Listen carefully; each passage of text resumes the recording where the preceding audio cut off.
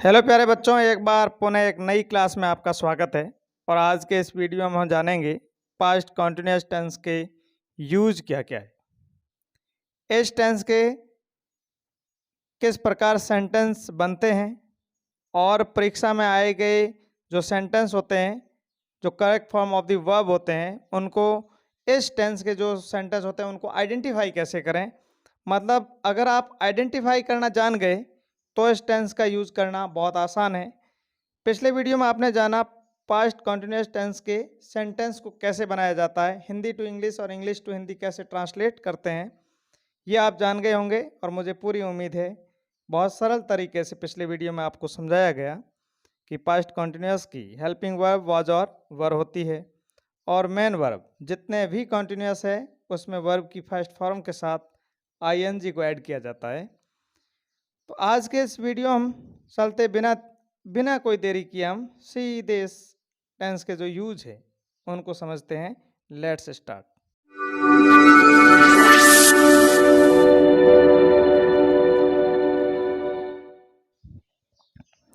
चलिए आज के इस वीडियो में और पास्ट कॉन्टिन्यूअस का पहला यूज, पहले एट दैट टाइम। सबसे पहले इन तीन एडवर्बियल्स या फिर तीन जो फ्रेज दिख रहे हैं इनमें एट दैट टाइम एक अलग ही है।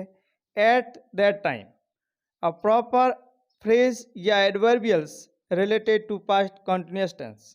मतलब आप एट दैट टाइम फिक्स करके बैठ जाइए कि ये अगर आ गया किसी सेंटेंस में तो वहाँ पर आप अकॉर्डिंग सब्जेक्ट वाज और वर्ब प्लस वर्ब की फर्स्ट फॉर्म के साथ आईएनजी भरेंगे। दूसरी बात, एट दिस टाइम और एट दिस मोमेंट, ये दो ऐसे फ्रेज हैं अगर इनके साथ में किसी भी प्रकार का पास्ट या फिर फ्यूचर एडवर्बियल्स या टाइम रिलेटेड एडवर्बियल्स नहीं है तो आप प्रेजेंट कॉन्टिन्यूस का यूज करेंगे। अगर इनके साथ में पास्ट का कोई टाइम दे रखा है तो आप पास्ट कॉन्टिन्यूस का यूज करेंगे। दो सेंटेंस को देख लेते हैं। दे खाली जगह प्ले एट दैट टाइम, इसमें सीधी सी बात है एट दैट टाइम आया हुआ है तो आप यहाँ भरेंगे दे के साथ में वर आएगा, प्ले के साथ में आईएनजी जोड़िए, they were playing at that time, वे उस समय खेल रहे थे। नेक्स्ट, सीता खाली जगह sleep at this time yesterday. अब वही बात, at this time plus past time तो इसका मतलब पास्ट कॉन्टिन्यूअस। सीता, सीता के साथ वॉज आएगा, Sita was sleeping at this time yesterday. तो इस प्रकार इस यूज को आप समझ गए होंगे। नेक्स्ट, अगला use, interrupted action in the past. अगर कोई कार्य पास्ट में इंटरप्टेड हुआ है तो जो इंटरप्टेड हुआ है उसमें पास्ट कॉन्टिन्यूस आएगा, और जिस कार्य ने इंटरप्ट किया है उसमें पास्ट सिंपल का यूज होगा।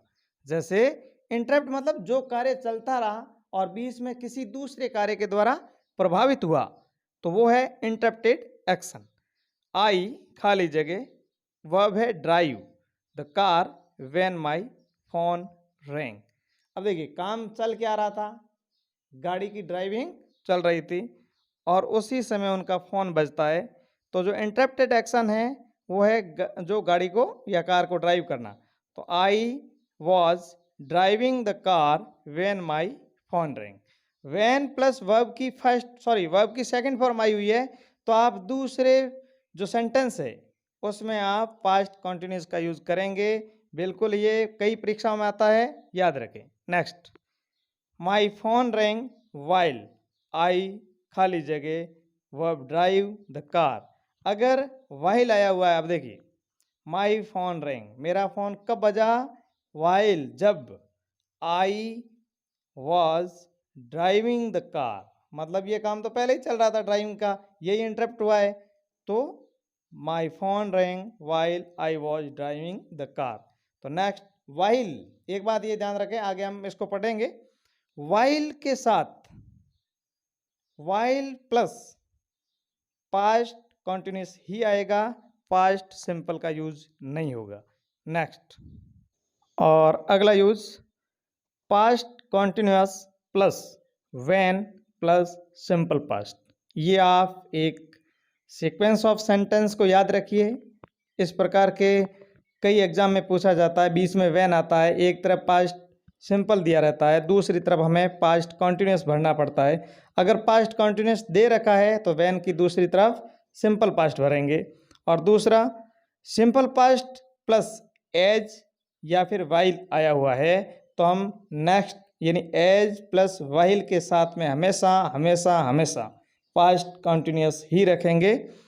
चलिए एग्जाम्पल देख लेते हैं।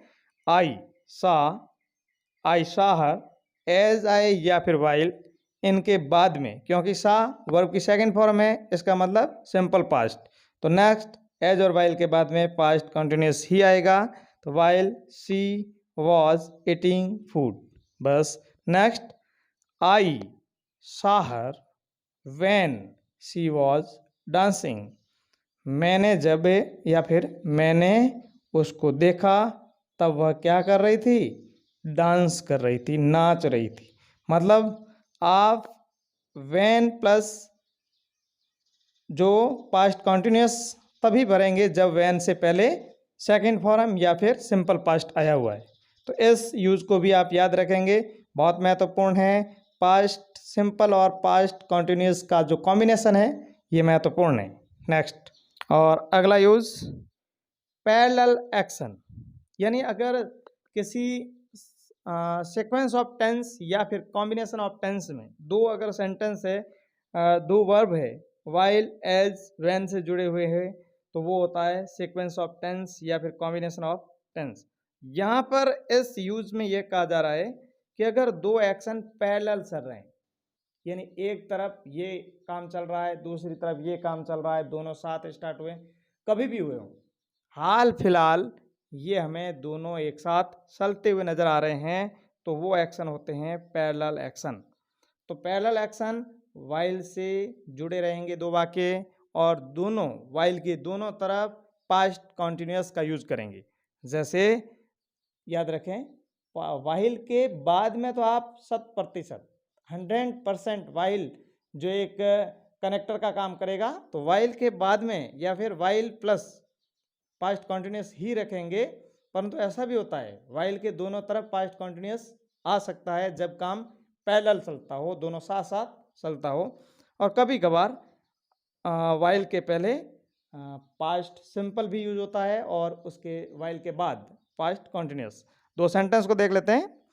The boys were singing while the girl है या गर्ल्स, गर्ल्स वर राइटिंग।